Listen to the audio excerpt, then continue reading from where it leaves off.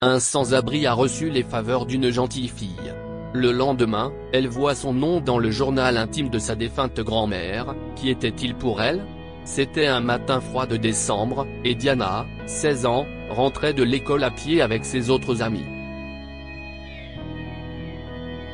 Diana est populaire parmi ses camarades en raison de sa beauté stupéfiante, de sa gentillesse et de sa sincérité. Elle était la seule enfant de ses parents, qui l'aimaient tous deux beaucoup. Ce matin fatidique, alors qu'elle marchait avec ses amis, Diana a remarqué un sans-abri qui demandait l'aumône près du supermarché proche de chez elle. L'homme était assis, recroquevillé contre le mur du supermarché, et il tenait une boîte de conserve dans ses mains. Il était évident que l'homme attendait là depuis longtemps, car la neige s'était déposée sur son corps, mais il restait immobile. C'était la première fois qu'elle voyait un sans-abri dans sa petite ville, alors Diana avait très envie de l'aider. « Allez-y, les gars », dit-elle à ses amis. « Je vous verrai demain. » Ignorant les plaintes de ses amis, elle a couru jusqu'à un café près du supermarché et a acheté du thé et quelques sandwichs pour l'homme. « Merci », dit-il d'une voix qui semblait familière à Diana, même si elle savait qu'il ne l'avait jamais croisé auparavant. Elle le regarda engloutir la nourriture et décida qu'elle voulait faire plus pour lui. Après avoir réfléchi à la façon dont elle pourrait l'aider, la bonne fille se dirigea vers la maison de ses défunts grands-parents. C'était à une courte distance de l'endroit où elle se trouvait, et elle savait que personne n'y vivait, car ses grands-parents étaient morts un an auparavant. Diana s'y est rendue et a pris des vêtements chauds et des couvertures pour le sans-abri, qui lui en a été très reconnaissant. « Je n'aurais jamais pu imaginer que je rencontrerais un ange comme vous, merci pour l'aide que vous m'avez apportée. Je m'appelle Tim Watson, a-t-il dit d'une voix rocailleuse. Oh, si est-il bien, je suis heureuse d'avoir pu aider, a-t-elle répondu joyeusement. Je m'appelle Diana. Pendant qu'il parlait, elle a remarqué que ses mains étaient gelées parce qu'il n'arrêtait pas de les frotter l'une contre l'autre et de les coller sous ses vêtements. Je m'assurerai de vous apporter des gants demain, lui a-t-elle promis avant son départ. Le lendemain, Diana se précipita à nouveau chez ses grands-parents pour récupérer les gants. Elle a cherché partout, mais ne les a pas trouvés, du moins, jusqu'à ce qu'elle fouille dans le grenier. Elle y trouva plusieurs paires de gants, parmi lesquels elle en choisit une. Elle a également trouvé le journal intime de sa grand-mère. C'était un petit livre avec un dessin de la fleur préférée de sa grand-mère sur la couverture. Diana a pris le journal et les gants qu'elle a remis à Tim, qui avait l'air beaucoup mieux grâce aux vêtements chauds qu'elle lui avait donnés. De retour chez elle, elle a commencé à lire le journal. Il contenait plusieurs entrées, mais comme elle avait l'impression de faire intrusion, elle s'est arrêtée. Au lieu de cela, elle a feuilleté les pages jusqu'à la dernière, où elle a trouvé une pochette secrète contenant plusieurs pages déchirées et une photo. Le texte suivant figurait sur l'une des pages déchirées, « Tim a préféré sa carrière à moi. » Aujourd'hui, il a dit qu'il allait déménager dans un autre état parce qu'on lui a offert un poste dont il a rêvé toute sa vie. Je l'aimais et je comprends tout. Si est pourquoi je ne lui ai pas parlé de la grossesse. Si je le fais, il restera certainement avec moi contre sa volonté, alors j'ai décidé que j'élèverai mon enfant seul.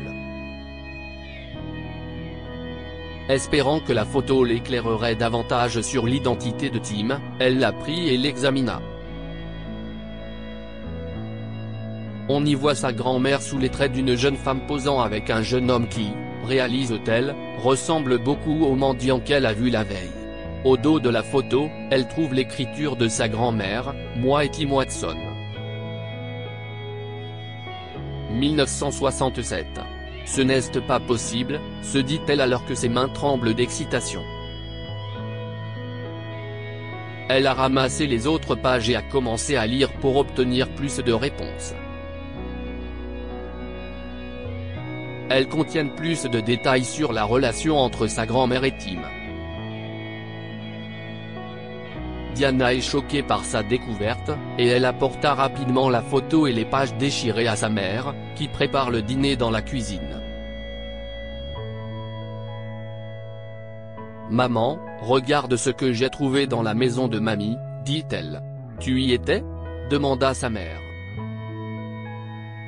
« Je suis passé rapidement pour prendre quelque chose et j'ai trouvé son journal intime, et maman, il y a quelque chose que je pense que tu dois voir. » À l'urgence de son ton, sa mère a laissé la sauce qu'elle préparait et s'est approchée pour voir ce qu'elle avait. Après avoir tout lu, la mère de Diana s'est dirigée vers une chaise et s'est effondrée dessus. Elle venait de réaliser que l'homme qu'il avait élevé avec amour n'était pas son père biologique et le grand-père de sa fille. La femme était attristée, car l'homme est mort avant qu'elle ait pu le remercier de l'avoir élevé sans préjugés. Le lendemain, Diana et sa mère ont retrouvé Tim, et elles lui ont expliqué ce qui s'était passé après lui avoir montré la photo. « Oh mon amour, s'est-il écrié. Elle avait raison, je ne serais jamais parti, je n'aurais jamais dû partir. » Tim a révélé à Diana et à sa mère que son départ était la pire décision qu'il ait jamais prise, car il avait été licencié de son poste peu après avoir repris le travail, après s'être fait piéger pour quelque chose qu'il n'avait pas fait. L'entreprise s'est également assurée qu'il serait sur une liste noire afin qu'aucune autre entreprise ne l'embauche. J'aurais dû revenir, mais j'ai appris qu'elle était mariée et qu'elle avait des enfants, et j'ai décidé de rester à l'écart, d'autant plus que j'ai échoué là-bas, a déclaré Tim avec tristesse. Diana et sa mère ont emmené Tim chez elle, et il a commencé à vivre avec elle, reconnaissant d'être réuni avec sa fille, qui lui rappelait beaucoup sa défunte amante. Quoi avons-nous retiré de cette histoire ? L'ambition est une bonne chose, mais n'oubliez jamais vos proches. Tim a préféré sa carrière à son amante, mais, à son insu, le poste qu'on lui proposait ne valait pas ce qu'il avait perdu.